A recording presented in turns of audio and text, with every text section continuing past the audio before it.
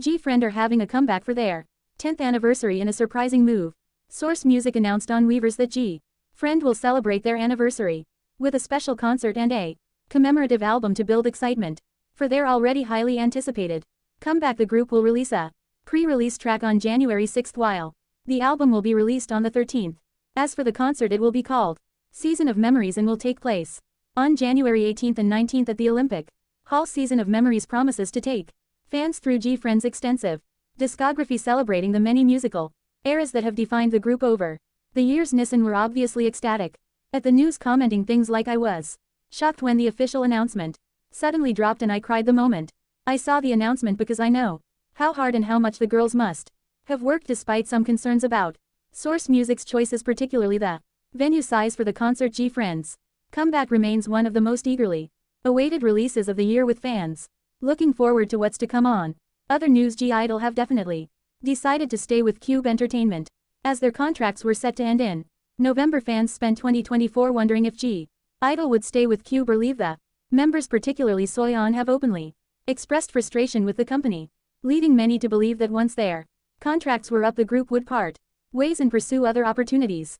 Contrary to expectations, though, both the members and the company have officially confirmed they will continue working together. The girls announced this as they were accepting the Record of the Year award at the 2024 Melon Music Awards. During the speech, Sohn discussed the rumors that I-DLE would be disbanding and put them to rest by announcing that all 5 members had renewed their contracts. She went on to say, "We talked about this with the company before coming up on the stage today, whether it's next year or the year after. The 5 of us will be together for the rest of our lives, so please don't worry." Then Cube released their own statement saying that the members all successfully renewed their contracts. After extensive discussions, they expressed gratitude to the members for their trust and to the fans for their patience, promising to continue supporting I-DLE as they reach bigger stages and even greater success. Given the fans' dislike for Cube, the news wasn't met with much excitement. While they trusted the members' decision, believing it was the best choice for them, they didn't have faith that Cube would treat them the way they deserved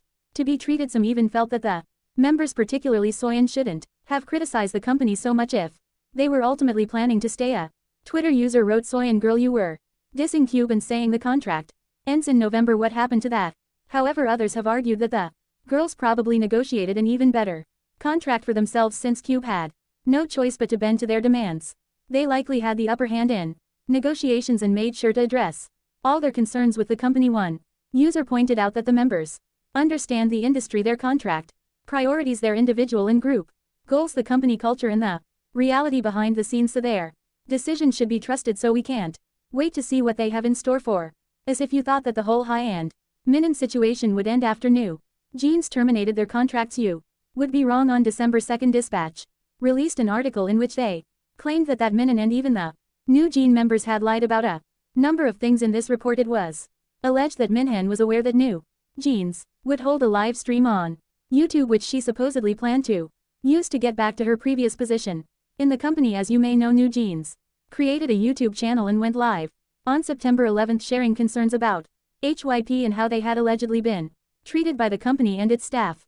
During the live stream, they also called for Min Hee to return as CEO, which was their main demand. The members clarified that Min Hee didn't ask them to do the live stream, and the latter also denied being involved, claiming she even tried to talk them out of it. Well, according to Dispatch, that wasn't exactly true. Leaked messages dated September 11th reportedly show Manon telling the girl's family members that she hopes Hyde will make an offer to reinstate her. She also mentions to a family member that the live stream was delayed to 700. This, she explained, was to let the public process some recent stuff that had come out about HYP.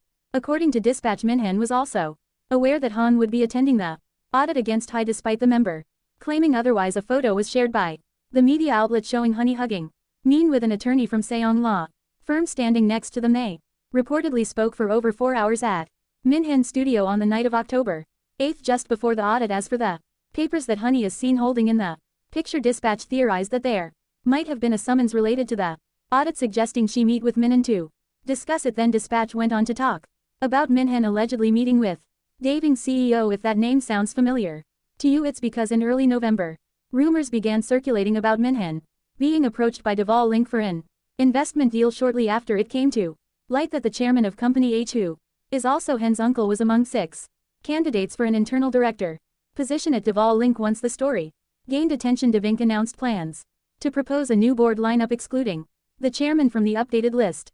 Min Hee denied having any contact with outside investors, but Dispatch stated that she met with both Yan's uncle and the owner of GFRIEN. They claimed that the uncle had arranged the meeting by a van to pick up Min Jin and take her to the owner's house. According to Dispatch, Hen's uncle asked the CEO of GFRIEN to invest about $3.58 million United States dollars. The CEO spoke directly to Dispatch, claiming that he was approached first by Hen's uncle, who was seemingly looking for investors, and stated that he talked to Min Hee for 3 hours. It was also explained on October 2 two new internal directors, Lee and Park, were listed for GFRIEN in the online business registry just 2 days after Min Hee Jin's meeting with the CEO. The CEO stated that Min Hee was accompanied by both individuals and their names were added following their meeting. However, the names were later removed after Min Hee denied any contact with investors, including GFRIEN. Dispatch suggested that the sequence of events, the live stream, the hearing and the press conference, was carefully planned to help Min Hee escape. The press conference was already set up with pre-planned answers before HYVE officially responded to the reinstatement request. Meanwhile, Min Hee was reportedly focused on other matters, raising questions about her true intentions. In the end, the media outlet discussed how Min Hee supposedly advanced in her career and how she was able to take new jeans from Source Music. They shared alleged text messages where she bragged about flirting with executives and claimed to be able to get people to fall for her if she slept with them. She reportedly said she didn't want to rely on her body to get ahead, yet she suggested she might if it helped her. Reports claimed she used love spells from a shaman on 4 or 5 men to get what she wanted. How Dispatch obtained the text is unclear, but opinions on the situation remain divided. There are nens who believe Dispatch's claim, saying that Min Hee's involvement in the situation was clear from the beginning. A Reddit user wrote, "No one should be surprised. Some of us have been saying it all along that there was a lot of behind-the-scenes information that would probably destroy all the lies, and I feel we are only now just beginning." Some believe Dispatch wouldn't risk publishing something so significant without checking it with their lawyers first. Nissen argue that, given their experience, Dispatch wouldn't jeopardize their reputation by sharing unverified information. Others aren't so easily convinced, pointing out the suspicious timing of Dispatch's article.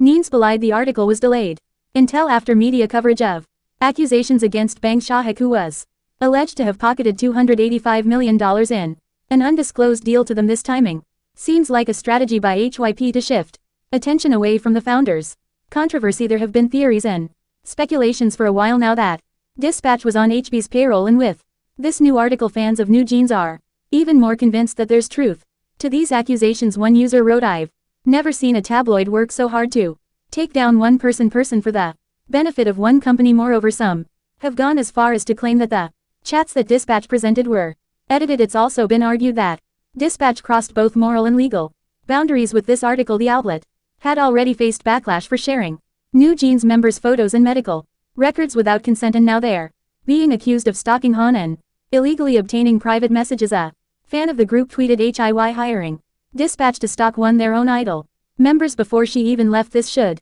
be even more evidence for them to leave a door as expected." Did Min Hee quickly responded after the article was published. Within 3 hours, her team announced they had filed a complaint with the Yongsan police station against Dispatch reporters. They accused HCEO and High CPOS Park Jawan and Park Tahi of using illegally obtained private messages and spreading false information to harm Min Hee's reputation. Her representatives also claimed that Dispatch reporters Kim Jo and Park Hye-jen knowingly published misleading articles, mixing false reports with unverified speculations and damaging her image. As for the recent article they wrote, even today Kim Jo and Park Eugene wrote articles that are entirely unrelated to the truth, adding their own speculations to one-sided claims without any verification, producing false content. Ultimately, they expressed hope that the lawsuit would prompt a full investigation, exposing the lies and deceit of those involved and ensuring they face proper legal consequences.